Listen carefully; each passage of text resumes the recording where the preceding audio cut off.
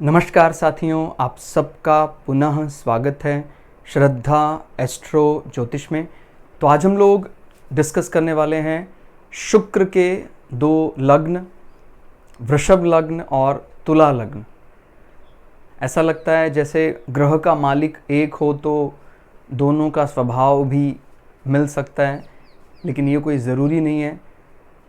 और हमें दोनों लग्नों को अलग अलग भी हमने अपने चैनल में डिस्कस किया हुआ है। अब एक तुलनात्मक अध्ययन है जो आपको और बारीकी से समझा देगा कि कैसे हम दो अलग अलग पर्सनालिटी की तुलना कर सकते हैं, दो अलग अलग व्यक्तित्व की तुलना कर सकते हैं, जबकि दोनों का लग्नाधिपति राशि अधिपति एक समान है।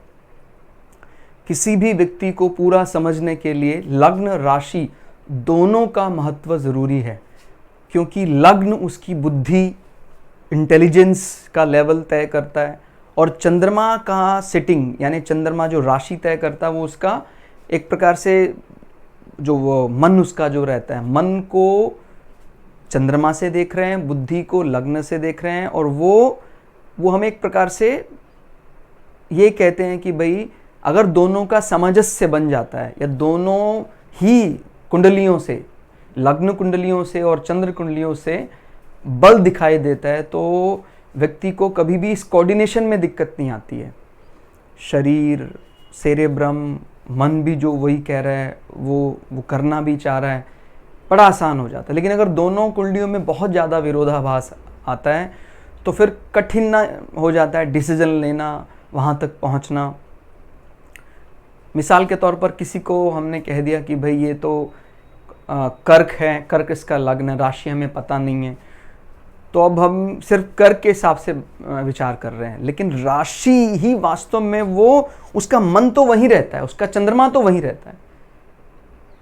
हालांकि जब हम और आगे बढ़ते हैं तो हमें मन को काबू करने की बात की जाती है, लग्न से मन को काबू करना या लग्न से चंद्र को काबू करने की बात की जाती है, लेकिन उसमें बहुत लंबा समय है अभी।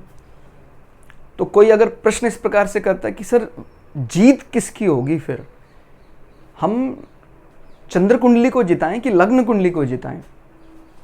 ये भी बड़ा कठिन विषय है। जो सांसारिक वृत्तियों में लगे रहना चाहता है, जो अपनी आइडेंटिटी को, अपने मन को बनाए रखना चाहता है, उसके लिए चंद्र कुंडली का महत्व सदैव ज़्यादा रहे। लेकिन जब कोई व्यक्ति अपने आप को समाप्त कर देना चाहता है, यानी मेरी आइडेंटिटी कुछ नहीं है, जो मुक्त होना चाहता है, समाप्त का मतलब जब आप इस जन्म जन्मांतर के चक्र से मुक्ति पाना चाहेंगे, तब आपका जो मन पर काबू हो जाएगा, चंद्रमा पर काबू हो जाएगा, तो फिर हम लग्न को महत्व देना शुरू कर देंगे, आत्मकारक सूर्य को महत्व देना शुरू कर देंगे। लेकिन सांसारिक जब तक हमारी भावनाएं रहती हैं बहुत, तो चंद्रमा का महत्व बहुत ज़्यादा होता है। तो अलग अलग प्रकार से हम विवेचना करते हैं। जब जैसे भगवत गीता को जो भी पढ़ता है उसमें से कुछ अलग ही निकालता है। कोई बोलता है कि ये संन्यास प्रधान है, कोई बोलता है कि कर्म प्रधान है, ज्ञान प्रधान है, अलग अलग प्रकार से वो बात करते हैं। ऐसे ही ज्योतिष में भी है, आप किस समय क्या विचार कर रहे हैं उसमें से वो चीज़ निकल कर बाहर आती है। लेकिन एक चीज़ ऐसी जो सभी के लिए समान है, जो सभी के लिए कॉमन है, वो है हम सब मुक्त तो होना चाहते हैं। जब सब कुछ पा लेते हैं संसार में, आप कल्पना कीजिए आपके पास संसार में सब कुछ आ गया, तो फिर मन तभी भी बेचैन रहता है, उसको ही हमें दबाने का प्रयास करना है। अंततो गत्वा वही सबका परम लक्ष्य है। जब चंद्रमा मन को काबू कर लेंगे तब हम शांत हो जाएंगे। कोई ऐसे बिरला होते हैं जिन्होंने इस जन्म जन्मांतर के चक्कर में बहुत लंबा समय बिताया है, तो जब अगला जन्म लेते हैं तो वो इस ट्रैप में ज़्यादा फंसना ही नहीं चाहते हैं। कहते हैं मुझे पता है कि किस प्रकार से प्राप्ति का सुख मिलता है, किस प्रकार से किसी चीज़ के चले जाने का दुख होता है, तो अब मुझे इस चक्कर में नहीं आना है। मुझे तो वो सुख चाहिए जो स्थायी है, जो इन सब वस्तुओं के सुख से परे है।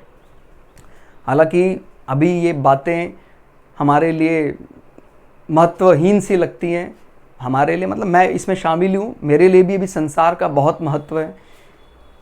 लेकिन पहुंचना तो है ही, एक दिन तो पहुंचेंगे ही, एक दिन तो हम। और ये भी एक बड़ी अच्छी बात है, संसार से ही इस जाल, माया जाल को काबू किया जा सकता है, और कोई तरीका नहीं है। सन्यासी को भी कर्म तो करना ही पड़ता है। इसीलिए अगर हम ये भी सोच लेते हैं कि सब कुछ त्याग देते हैं, चलो बैठ जाते हैं, तब भी हमें कर्म करना पड़ेगा। तो उसकी बजाय जिस भी कर्म में आप लगे हैं उसको पूजा समझकर, कर्तव्य समझकर करते रहिए, उसी में ही आपको मोक्ष मिल जाएगा। तो हमारा मतलब विजन यही है कि भाई हम अध्ययन करते रहें और हमारी जो अंतिम जो हमारा दृष्टि है वो मोक्ष पर है। तो तुलनात्मक अध्ययन होता रहे, संसार भी चलता रहे, और अंततोगत्वा परलोक भी सुधर जाए। तो हमारे चैनल में आप लोग लोक और परलोक को ध्यान में रख के ही अगर कोई वीडियो देखेंगे तो और जल्दी समझ में आएगा। कई व्यूअर्स कहते हैं कि सर खाली 10 मिनट में वो बता दीजिए वो उसका फल। वो मेरे लिए बताना बड़ा कठिन हो जाता है, क्योंकि जिस प्रकार से मैंने, जिस परंपरा से मैंने सीखा है, सीखने का प्रयास किया है, उन्होंने पूरी तरह ये बात मेरे जहन में डालने का प्रयास किया, और काफ़ी हद तक मैं समझता हूँ उसका प्रभाव है, अभी भी रहेगा, जीवन पर्यंत रहेगा। तो इसलिए मैं केवल संसार के लिए कोई बात नहीं कह सकता हूँ। कई दफ़ा कह देते कि अमावस्या का जन्म है, सांसारिक दृष्टि से हमें कुछ सुख कम दिखाई देते हैं, लेकिन हमारे गुरुओं ने हमें ये बात समझाई कि जो संसार ही तो त्यागना है, संसार ही को तो छोड़कर मुक्त होना है। तो इसीलिए वो एक विशेष प्रकार का महत्व रखता है चार्ट। उसको महत्वहीन कहकर, उसको कमज़ोर कहकर हमें किसी भी प्रकार से मनोबल नहीं गिराना है। तो वृषभ लग्न के सिंबल से काफ़ी चीज़ क्लियर हो जाती है। नंदी, बैल, बुल, जो जीवन शक्ति, वीर शक्ति का सिंबल माना जाता है। और हर प्रकार से बैल की जब बात आती है तो हमारे समृद्धि और खेत में बालियां लहला रही हैं, उन्हीं की मदद से वो सब चीज़ें हमारे दिमाग में आती हैं। और वो बात एकदम सही भी है। शुक्र जैसा प्लैनेट, उसको मैंने अपने चैनल में पहले भी कई बार बताया, वो एक स्वभाव से फिमैलिक, स्त्रीलिंग माना जाता है। और एक गृहिणी के लिए, एक ग्रह लक्ष्मी के लिए जो सबसे ज़्यादा फिट राशि कही गई है वो वृषभ राशि है। और बढ़िया समझना है इस लग्न को, तो ये समझिए कि ये लग्न किसको सबसे ज़्यादा प्रिय है? चंद्र प्रिय। चंद्रमा को ये लग्न सबसे ज़्यादा अच्छा लगता है। इसी से आप अंदाज़ा लगा सकते हैं कि अगर चंद्रमा जो मन पर राज करता है, उसको क्या, वो तो जानता है, उसको तो पता है कि मन को क्या प्रसन्न है, क्या नहीं उसको अच्छा लगता है। तो वो जो सबसे अच्छी चीज़ है वहीं जाकर एक्साइट होगा वो। ठीक हो गया। तो वो ज़ोडिएक में, भौचक्र में दूसरा भाव वैसे भी तिजोरी का माना जाता है। तिजोरी का मतलब होता है जो हमारी आय, हमारी सेविंग तक पहुंच पाती है। आय तो बहुत लोगों की बहुत बहुत ज़्यादा है, लेकिन वो सेविंग तक पहुंचने वाला जो समृद्ध लक्ष्मी है, जो समृद्धि लाती है। कहता जी आय लक्ष्मी, आय कितनी है? कहता जी मेरी आय महीने की 50 लाख रुपए है। डिपॉजिट तक कितना कन्वर्ट हो पाता है? कहता जी बहुत मुश्किल से हम 1 लाख तक सेव कर पाते हैं। तो फिर क्या है? तो वो समृद्ध लक्ष्मी की कमी है, वो वृषभ राशि की कमजोरी है।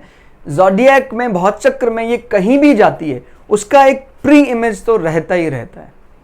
तो वृषभ राशि का बहुत महत्व है। मैं शुक्र की बात बता रहा था।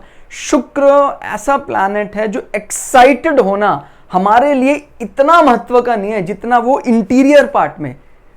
अब कई लोग कह रहे होंगे सर आप तो फिर अगेन पूर्वाग्रह से ग्रसित हो गए, महिला क्या बाहर चली जाएगी तो खराब हो जाएगा? ऐसा नहीं है, लेकिन कुछ चीज़ें अब संहिता में ऐसा लिखा हुआ है तो अब उसको कैसे डिनाई कर दे। एक पुरुष का ये गुण हो सकता है कि वो बहुत बढ़िया शेफ है, बहुत बढ़िया भोजन बनाता है, लेकिन पुरुष का एक मूल जो स्वभाव है, जो उसका हार्मोनिक जो उसको दिया गया है, भगवान ने जो प्रेजेंट किया है, तो उसको जो मेलेफिक को, जो उसका जो एक्सटीरियर बाहर लोगों के साथ उसका डील करना, इसका बल तो पुरुष में होना ही चाहिए। किचन में एक अच्छा शेफ होना, ये उसका अतिरिक्त गुण है, बहुत बढ़िया। इसी प्रकार से एक महिला बहुत बढ़िया लीड करती है, उसको सल्यूट करना चाहिए, बिल्कुल करना चाहिए। लेकिन एक महिला का जो मूल, जिसको गृह लक्ष्मी माना गया है, वो दारो मदार उसका मूल स्वभाव है, मूल गुण है, वो उसको त्यागना नहीं चाहिए। यहां पर भी ऐसा है, जो मैंने बोला गृहिणी, बहुत कम सेपरेशन देखने में आते हैं वृषभ राशि जब चार्ट में बली होता है, क्योंकि हमें पता होता है कुटुंब का महत्व क्या है, सेविंग का महत्व क्या है, डिपॉजिट्स का महत्व क्या है हमारे लिए। मतलब सुनने में ये हैरान करता है, मैंने कई चार्ट देखे हैं, 11th house great, but second house ज्यादा अच्छा नहीं है, या जो वृषभ राशि उसका संतुलन बिगड़ा हुआ है, तो फिर हम जरूरत के समय पर उस वेल्थ को एक्युमुलेट नहीं कर पाते, अपने ऊपर नहीं लगा पाते हैं। तो ध्यान रखना है, उस समृद्धि का सही भोग कर सकते हैं अगर हमारा वृषभ वाला पार्ट अच्छा है। तो वृषभ लग्न इन चीजों को बहुत ज्यादा प्राथमिकता देता है। और कहीं लग्न लग्नेश बली है तो कहना ही क्या, लग्न बली बहुत हो जाएगा अगर लग्न में ही चंद्रमा आ जाए, क्योंकि चंद्रमा का ये फेवरेट राशि माना जाता है। और चंद्रमा ऐसे ही किसी को फेवरेट, अपने घर को भी त्याग कर, कर्क राशि का स्ट्रक्चर भी कितना अच्छा बताया गया, हमने लास्ट वीडियो में बताया था, क्या कमाल का हीलिंग प्रॉपर्टी, एक नर्चरिंग नेचर और एक प्रोटेक्टेड, सबके लिए सुरक्षात्मक भाव जो है कर्क राशि का, क्या कमाल है। लेकिन उससे भी आप समझ रहे हैं, चंद्रमा को उससे भी ज्यादा एक्साइट कर देता है वृषभ राशि। कैसी है ये वृषभ राशि, तो आप समझिए। तो नंदी, उससे भी अपने को ध्यान रखना है। नंदी का कौन सा स्वरूप, जो, क्योंकि हम जब तक स्पम को, जब तक हम वीर की शक्ति को नहीं समझेंगे, तब तक हम वृषभ को नहीं समझ पाएंगे। जो वीर है वही असल में आगे परिवारों को बढ़ाने वाला, जो कुटुंब की बात, वीरव्यान भक्ति जो हम मानते हैं, यहां वीर का मतलब एक प्रकार से परिवार को बढ़ाने से है। ठीक है, तो हमें ये बात ध्यान रखनी है कि नंदी जो शब्द है वो एक प्रकार से शक्ति तो है ही, लेकिन ये शक्ति यहां मुख्य रूप से, वो शक्ति को हम किसी फाइट के लिए इस्तेमाल नहीं कर रहे हैं। इस शक्ति का उपयोग अगर कभी आप थोड़ा और अध्ययन करेंगे तो जो वीर को शरीर में बढ़ाने के लिए बहुत ज्यादा शक्ति लगानी पड़ती है, उसी शक्ति से ही आगे चलकर हमारा परिवार बसता है। तो उस शक्ति की बात कर रहा है, और बड़ी सौम्यता से, बड़े जेंटल वे से उस शक्ति को धारण करना, वो वृषभ राशि का गुण है। भाई शक्ति तो मेष में बहुत है, उस शक्ति का इस्तेमाल वो किसी को लीड करने के लिए कर रहा है, एक क्षत्रिय की तरह कर रहा है, और इसी शक्ति को साध कर, रोक कर, एक जो वैश्य प्रवृत्ति है, एकत्रण करके दूसरों से बढ़िया ढंग से काम करवाने का जो गुण है, वो वृषभ राशि में, वृषभ लग्न में दिखाई देता है। तो आपको ये अगर ये बिंदु पढ़ लेंगे अच्छे तो पूरे अच्छे से समझ में आ जाएगा इस लग्न का स्ट्रक्चर क्या है। ठीक हो गया। अब साथ में हम तुला को भी रखते हैं, क्योंकि तुलनात्मक अध्ययन कर रहे हैं। तो तुला लग्न राशि, तुला लग्न राशि अगेन, इसके भी जो स्वामी है वो शुक्र है, ये इनकी मूल त्रिकोण राशि मानी जाती है। हालांकि हमने सदा यही पढ़ा है कि मूल त्रिकोण राशि में कोई ग्रह बली माना जाता है, लेकिन हमें एक बात याद रखनी है, एक ग्रह का अपना प्रोफाइल भी होता है।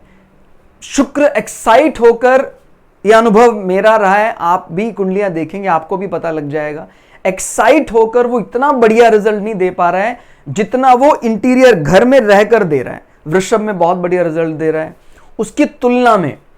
ठीक हो गया। और तुला में भी जो उसकी मूल त्रिकोण राशि है, मूल त्रिकोण का मतलब होता है ऑफिस, एक ऑफिस जैसा माहौल, और उच्च राशि का मतलब होता है जैसे कोई हमारा एक्साइटेड टाइम है, कोई होटल में जो कोई व्यक्ति बर्ताव करता है। होटल में हम 10 दिन अच्छा लगता है, 20 दिन अच्छा लगता है, जिंदगी होटल में बिताना थोड़ा मुश्किल हो जाता है।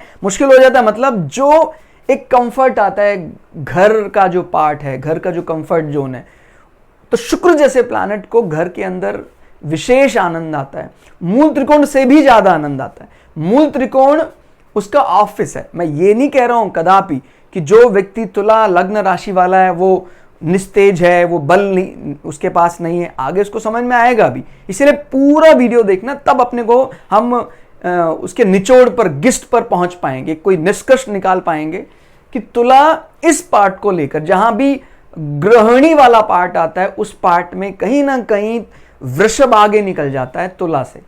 और ये किस ग्रह को सबसे ज्यादा प्रिय, वहां से और भी कुछ बात समझ में आएगी।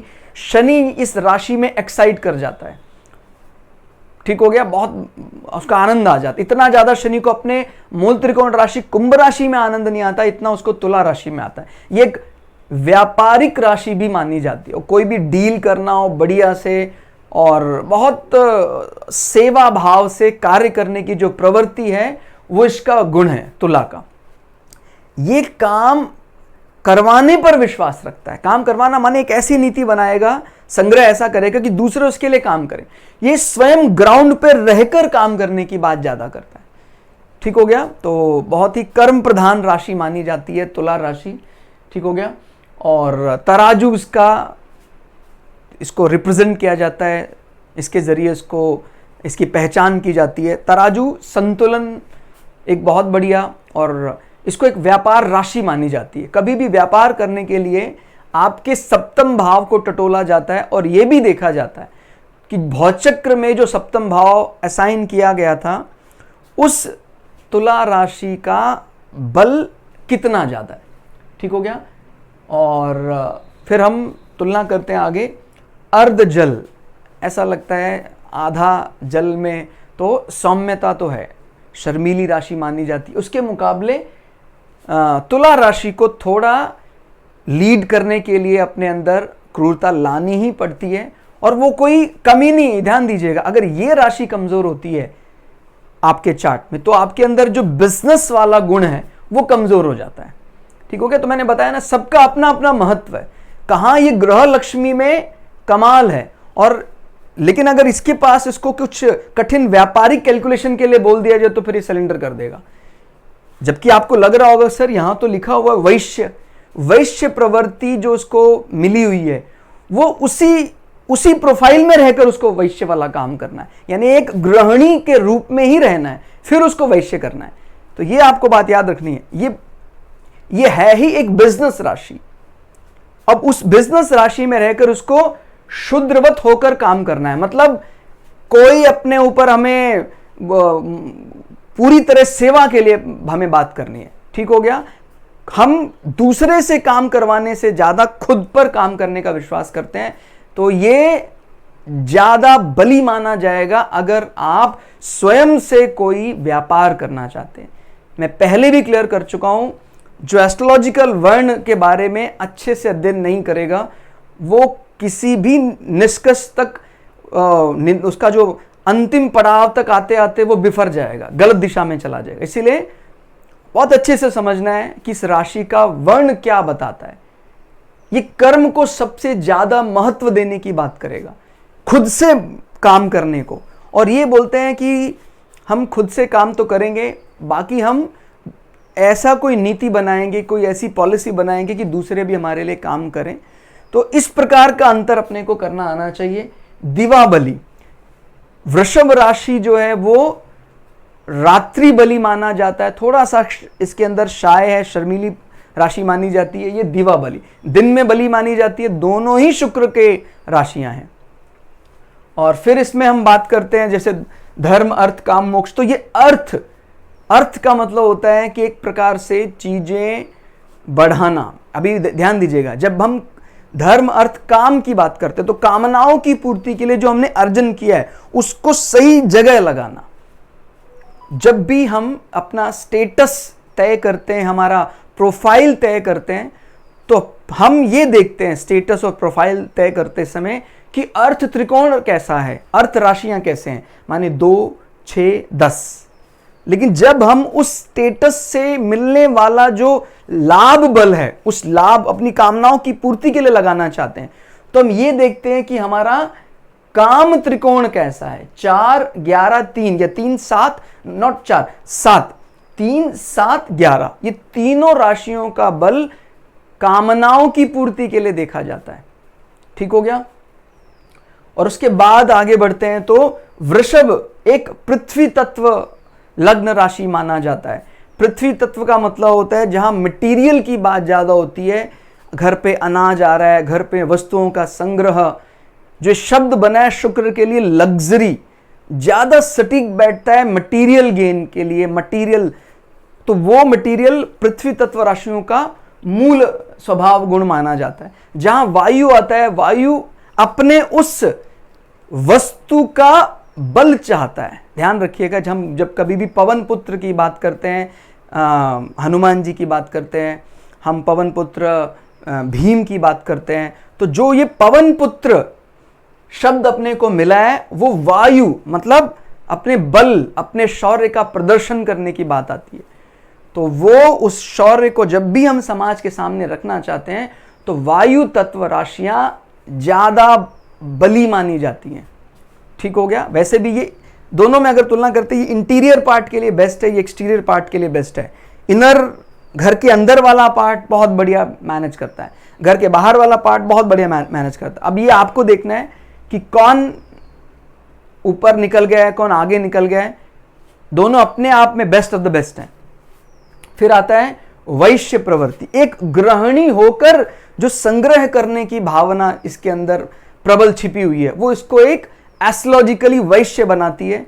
और एक क्योंकि ये तो व्यापारिक राशि मानी गई, तो व्यापारिक होकर अपने सेवा भाव में लगा रहना इसको एक कमाल का शूद्र बनाता है।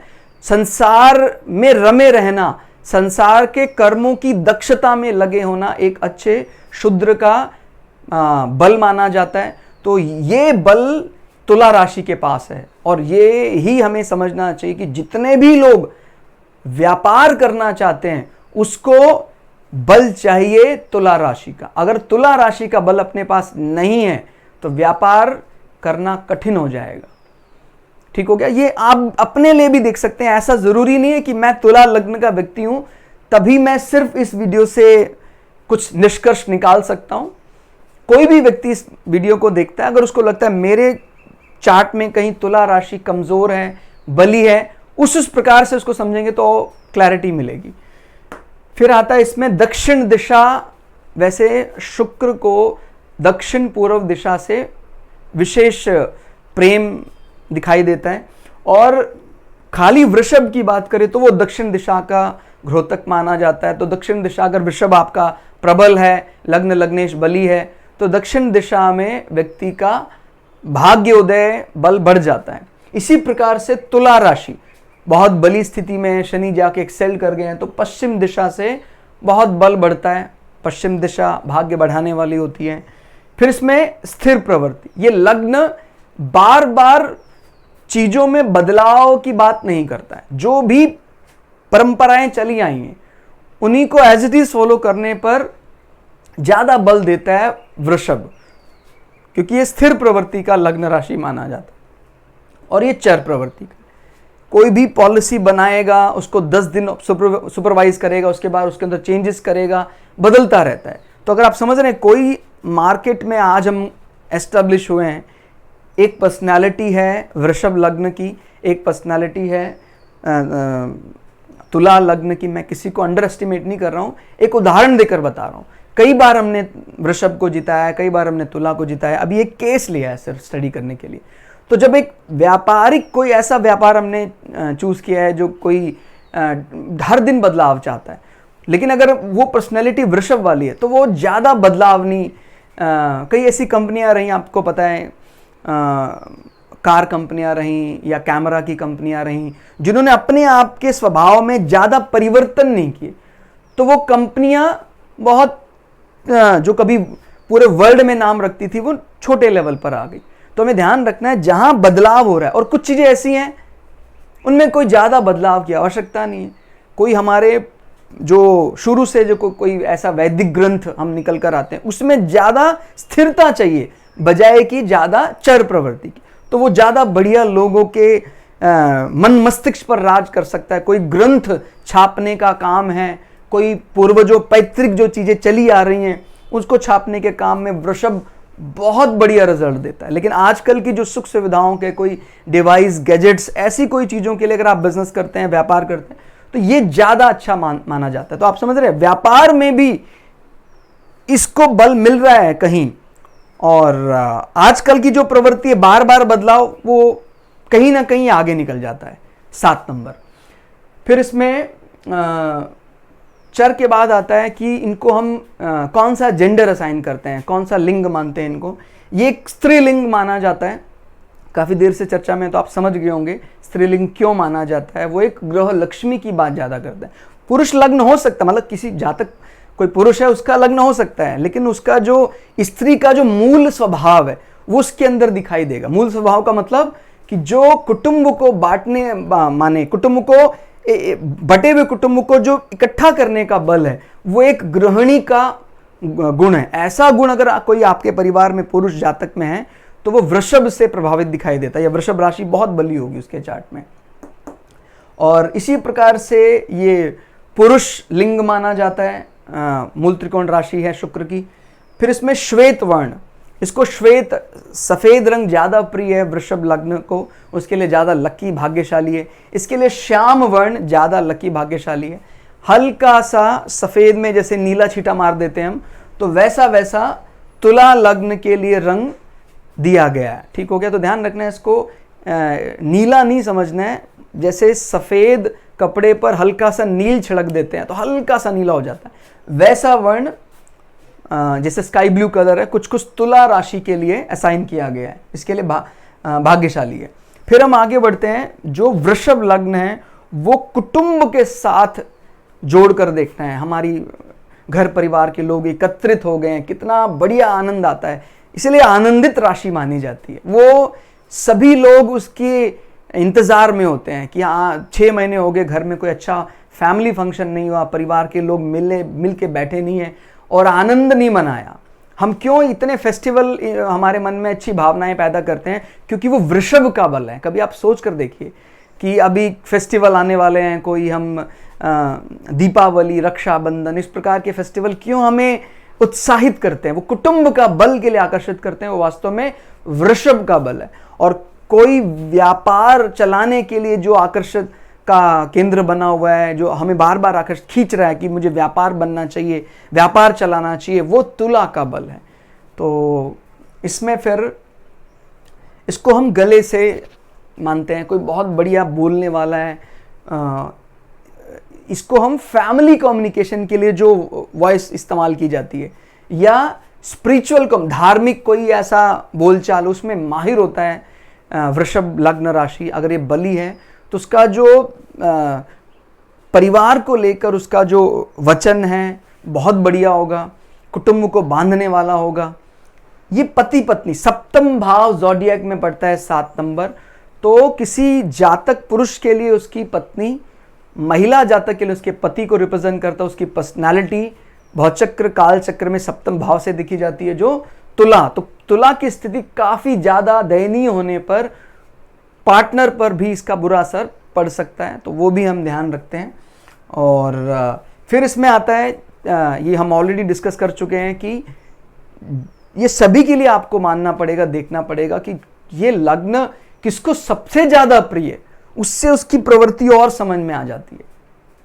तो काफी हद तक आपको इसका तुलनात्मक अध्ययन समझ में आया होगा। अभी हम हर भाव के हिसाब से चलेंगे। जब भी हम भाव की बात करेंगे तो ध्यान रखिएगा, घर का मालिक ही रिजल्टेंट तय करता है। अब मैं किसी पर कोई आक्षेप नहीं कर रहा हूं, लेकिन कई व्यक्ति इस प्रकार से बोलते कि जो यहां बैठ गया है घर, उसका बल ज्यादा हो जाता है। उसका बल कैसे हो सकता है? आप समझिए ना, जिस खाने में कोई ग्रह है ही नहीं, मतलब वो निस्तेज हो गए। कई बार कुंडलियां ऐसी भी आती हैं हमारे 7 ग्रह की भाव में आ गए, तो क्या ये सब निस्तेज हो गए? ऐसा नहीं है।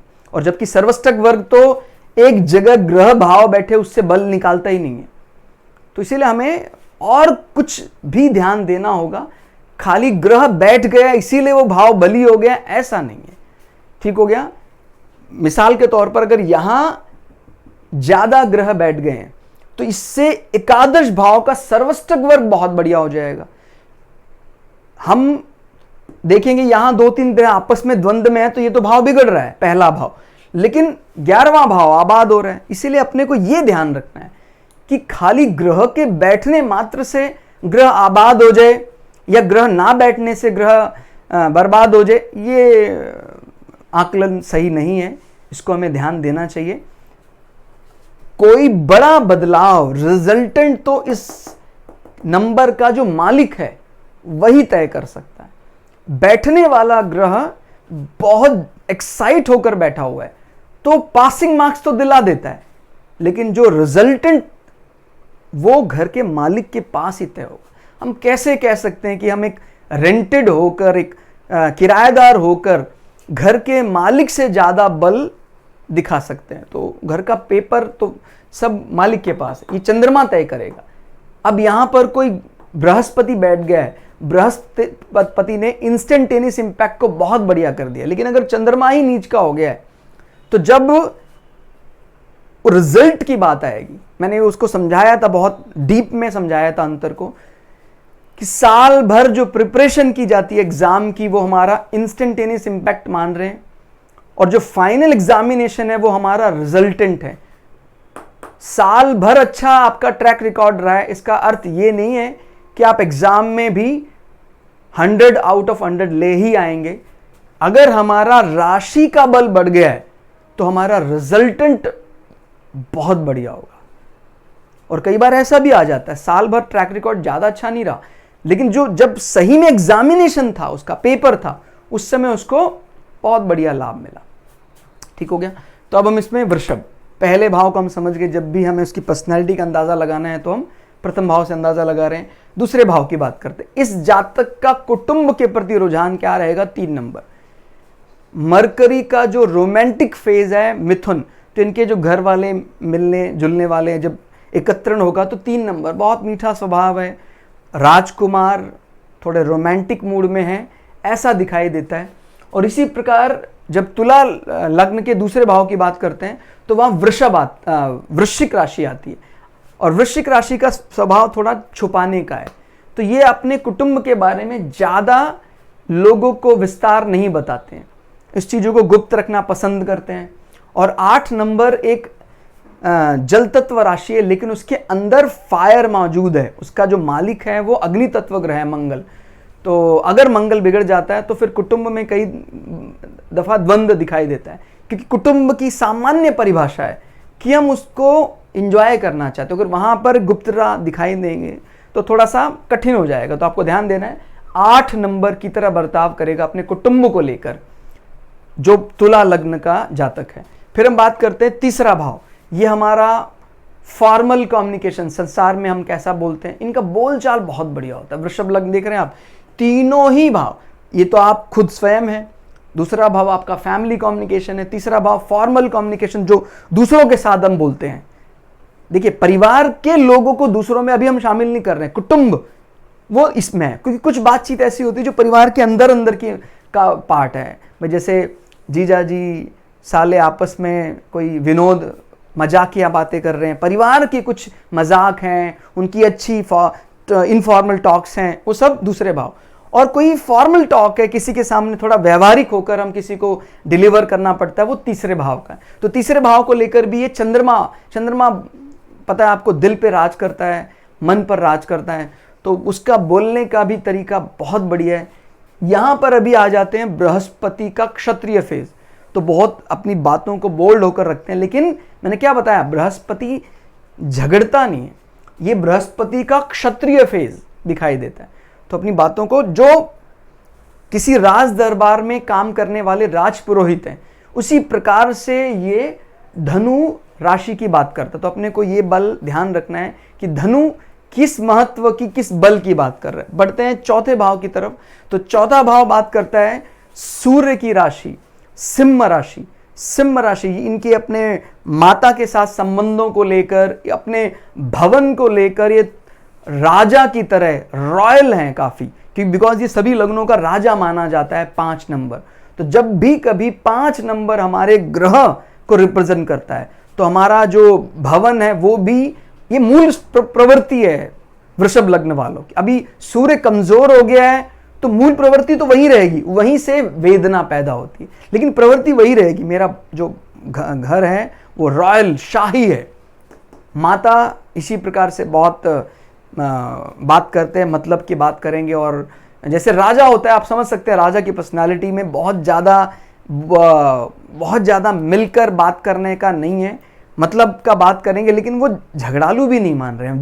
जो हमने बाय डिफ़ॉल्ट किंग डेफिनेशन ली है वो यहाँ पर लगानी है। उससे आपका हृदय, आपकी माता, आपका ग्रह और वाहन का, ये सब चीज़ों का अंदाज़ा लगाया जा सकता है। वाहन भी जातक 5 नंबर के समान एक शाही वाहन, ऐसी कामना रहती है।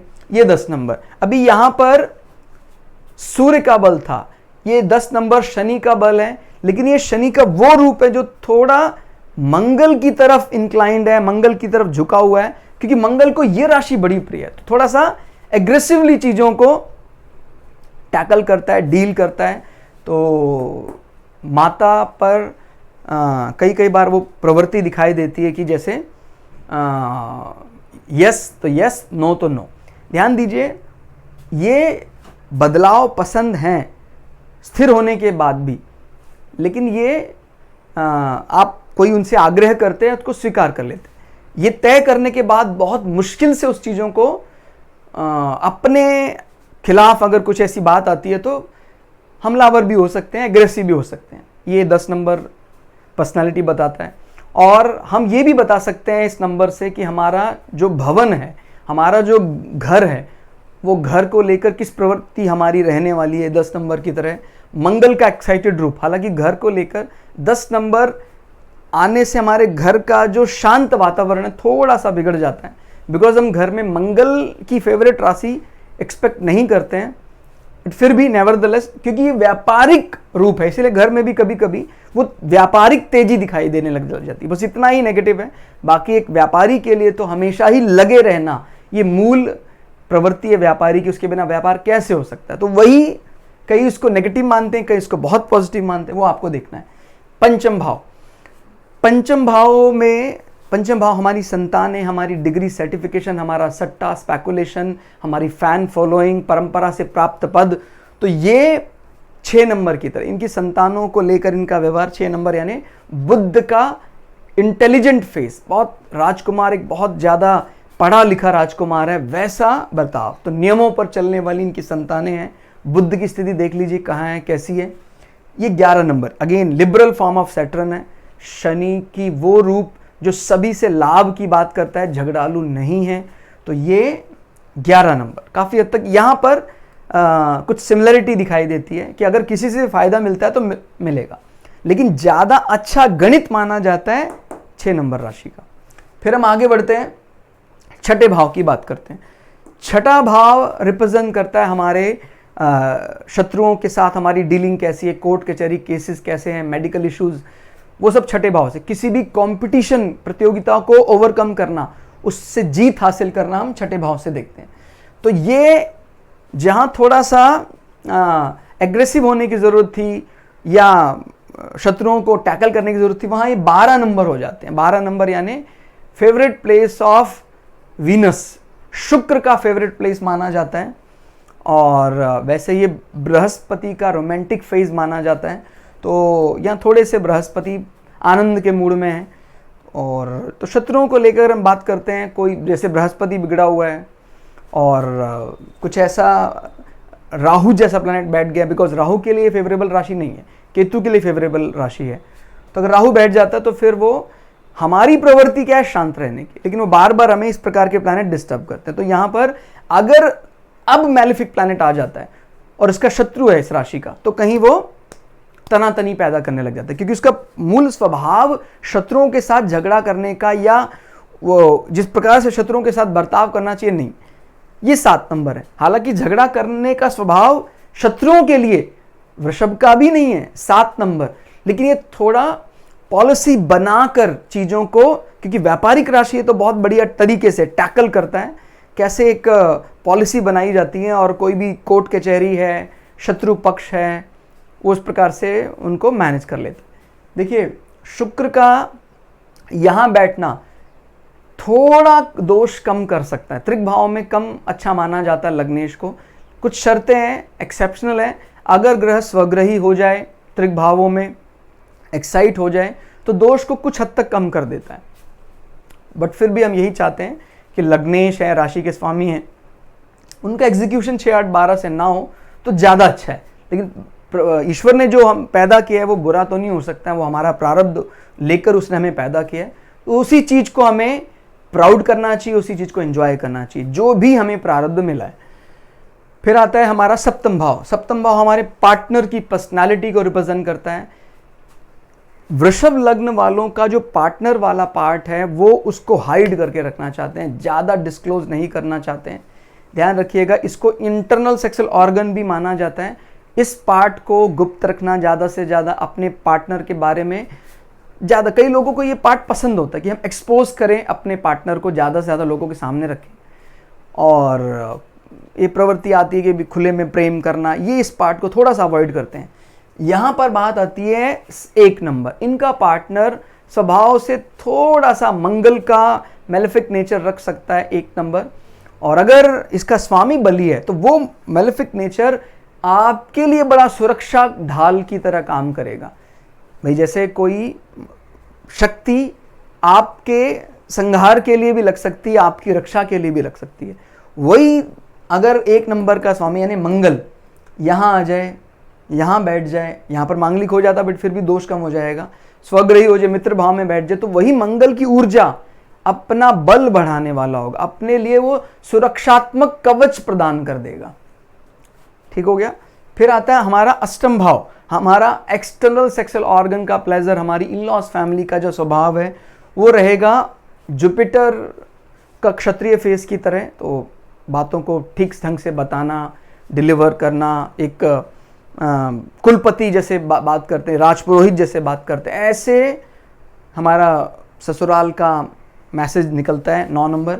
और इनका है एक मिलनसार ससुराल, बहुत मिलने जुलने वाला, क्योंकि 2 नंबर हम ऑलरेडी डिस्कस कर चुके हैं, ग्रह लक्ष्मी। ठीक हो गया। और फिर आता है हमारा नवम भाव। नवम भाव पिता को रिप्रेजेंट करता है। नवम भाव हमारी जंघा वाले पार्ट को, भाग्य को और लंबी यात्राओं को रिप्रेजेंट करता है। लंबी यात्राओं के लिए तुला लग्न का स्वभाव रहेगा 3 नंबर की तरह, थोड़ा सा रोमांटिक फेज मरकरी का, और ये 10 नंबर की तरह। और यात्राओं की बात करते हैं तो ज़्यादा यात्रा पसंद करते हैं तुला लग्न, बिकॉज वो एक तो चर प्रवृत्ति है, बार बार बदलाव, फिर उसका जो स्वामी बन गया नवम भाव का वो एक रोमांटिक फेज है, 9th हाउस का लॉर्ड। ठीक हो गया। ध्यान रखना है, ग्रह के स्वभाव से ज़्यादा राशि के स्वभाव को महत्व देना है अगर हम उस पर्टिकुलर हाउस की बात कर रहे हैं तब। हाँ, कारकत्व देख रहे हैं बुध के, अलग बात है, लेकिन अगर हम किसी पर्टिकुलर हाउस की बात कर रहे हैं तो इस राशि का स्वभाव कैसे, 10 नंबर, उस 10 नंबर के स्वभाव से इनकी यात्राओं के बारे में परिचय मिलेगा। इस पार्ट को ये ज़्यादा स्टैटिक नहीं करना चाहते हैं, तो ये कम एज कंपेयर टू तुला लग्न कम यात्राएं करते हैं जीवन में। फिर आता है हमारा दशम भाव। दशम भाव हमारा ऑफिस स्टेटस है, हमारे ऑफिस में कैसा बर्ताव। 4 नंबर मैंने बताया एक बहुत ही अच्छा नर्स है, नर्चरिंग नेचर, हॉस्पिटैलिटी, केयरिंग, तो वो उस प्रकार से बहुत बढ़िया दिखाई देता है आपका ऑफिस। चंद्रमा का घर है आपका ऑफिस, और अगर कहीं चंद्रमा बली है, स्वग्रही, तो कहना ही क्या। और इनका भी ऑफिस एक मतलब आय के साधनों के लिए बहुत बढ़िया दिखाई देता है। एकत्रण जहाँ होता है, पैसा आता ही जाता है, वो 11 नंबर है। लेकिन अगर पर्सनली कोई मुझसे पूछता है कि सर आप किसको ज़्यादा महत्व देते हैं ऑफिस की दृष्टि से, तो निश्चित ही मैं इस ऑफिस को बहुत एंजॉय करूँगा, 4 नंबर। तो आप समझ सकते हैं ऑफिस में एक जो आनंद, मतलब कोई सीमा नहीं है उस आनंद की, बैठे रहिए आप चाहे 10 घंटे 20 घंटे, आपका मन नहीं करेगा ऑफिस को छोड़ने का। वैसा ऑफिस तुला लग्न दशम भाव देता है चंद्रमा बली होने पर। ये किसी भी प्रवृत्ति से मैंने ये नहीं कहा कि कमज़ोर है, लेकिन इनका जो ऑफिस वाला लुक है वो ज़्यादा कंफर्ट की बजाय ज़्यादा प्रॉफिट की बात करता है कि भाई ठीक है वो कंफर्ट तो ठीक है, अभी प्रॉफिट आया कि नहीं आया ये बात बताइए। तो इंसान की प्रवृत्ति है कि ऑफिस में भी थोड़ा सा कंफर्ट मिले तो कहने क्या, तो ये ऑफिस कमाल का है। फिर इसमें 11 नंबर बात करता है हमारे शुद्ध लाभ, सैलरी, नेटवर्किंग, फ्रेंड्स। तो ये जो फ्रेंड्स रखते हैं बहुत ही शाही, रॉयल और अपने आसपास ये सैलरी को लेकर सूर्य की तरह होते हैं। फिक्स सैलरी आ रही है, बढ़िया से उस पार्ट को एंजॉय कर रहे हैं, और सूर्य का बल बढ़ जाए, अच्छे ग्रह हैं बैठे हो तो कहना ही क्या। इनके सैलरी की बात करें तो 12 12 नंबर का, वैसे मैंने पहले भी बताया था, मूल स्वभाव कमाने का नहीं है, खर्चने का है। तो वो जब धन आता है तो वो तभी कैलकुलेट करने लग जाते हैं कि इस पैसे को यहाँ लगाना है, इस पैसे को यहाँ लगाना है। हालांकि गृहिणी होने के कारण वो गलत दिशा में नहीं लगाते हैं कभी भी, ये एक बड़ी बल है। बट क्योंकि 12 नंबर 11वें भाव में आ रहा है तो उसके बारे में कभी कभी विचार करते हैं कि भाई वो पहले ही तय कर लेते हैं कि भाई मुझे ये पैसा यहाँ लगाना है, यहाँ लगाना है। तो आप समझ सकते हैं सैलरी को लेकर कौन सा पार्ट ज़्यादा ठीक दिखाई देता है। अगेन ये वाला पार्ट शायद आपको ठीक लग रहा होगा, और लेकिन मैंने पहले बताया कि कोई भी लग्न राशि को आप बिना उसके जिता नहीं सकते हैं, क्योंकि हम तो कहीं ना कहीं बायस्ड हो जाते हैं। हो सकता है मैं किसी चीज़ को लेकर बहुत बायस्ड हूँ तो अभी कभी इसको जिता रहा हूँ, कभी इसको जिता रहा हूँ। बट आप अपनी प्रवृत्ति से समझिए कौन बढ़िया आगे निकल रहा है, तो तभी हम आगे कंक्लूड कर पाएंगे, सही निष्कर्ष पर पहुंच पाएंगे। बायस्ड नहीं होना है कभी भी, किसी भी बात को लेकर पहले से ही तय नहीं कर लेना है, तब हम ज्योतिष नहीं सीख पाएंगे। 12वां भाव अपने खर्चों को लेकर 1 नंबर, बहुत ही मंगल का अनुशासित फेज दिखाई देता है। अपने खर्चों को लेकर ये बुध का कैलकुलेटिव फेज है। तो खर्चों के लिए अगर हम बात करते हैं, खर्चा करने में माहिर अगर दोनों में कहें, मंगल और बुध में कौन ज़्यादा बढ़िया इस पार्ट को भाई शॉपिंग करने गए हैं, मंगल है, क्योंकि मंगल एक प्रकार का कमांडर है। वो सेल परचेज के लिए बढ़िया कहीं नहीं कहा जा सकता है, और क्योंकि गुरु आश्रम भी कहा जाता है 12वां भाव, फॉरेन डीलिंग भी कहा जाता है। तो जो फॉरेन डीलिंग है उस डीलिंग के लिए, बिकॉज 12वां भाव यानी फॉरेन लैंड, फॉरेन पीपल, उसके साथ डील करने में 6 नंबर को महारत है। बुद्ध का इंटेलिजेंट फेज, बुद्ध तो आपको पता है बात करने में माहिर है वो, तो इस पार्ट के लिए भी कहीं ना कहीं ये पार्ट दिखाई देता है। तो अभी आपको तय करना है कौन आगे, कौन पीछे, कौन ऊपर, कौन नीचे, वो मैं नहीं तय करने वाला हूँ, ना मैं कर सकता हूँ। ईश्वर ने मुझे जितना लिमिटेड बुद्धि दी है, उस लिमिटेड बुद्धि से मैंने आपके सामने इन लग्नों की तुलना करने का प्रयास किया। उसमें कितना कामयाब रहा वो आप लोगों के कमेंट से ही समझ में आएगा। तो दोस्तों आज के लिए इतना ही। इसी प्रकार से आगे भी हम अपने चैनल में प्रयास करते रहेंगे। मिलते हैं अगली वीडियो में, तब तक के लिए जय श्री भृगु पराशरा, जय श्री शुक्राचार्य, नमस्कार।